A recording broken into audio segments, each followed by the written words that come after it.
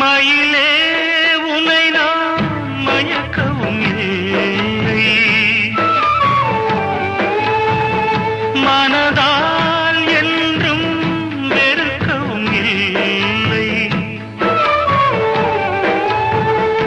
என்னை நீ தேடி இணைந்தது பாவம், எல்லாம் நீயே எழுதிய கோலம். இந்த நிலை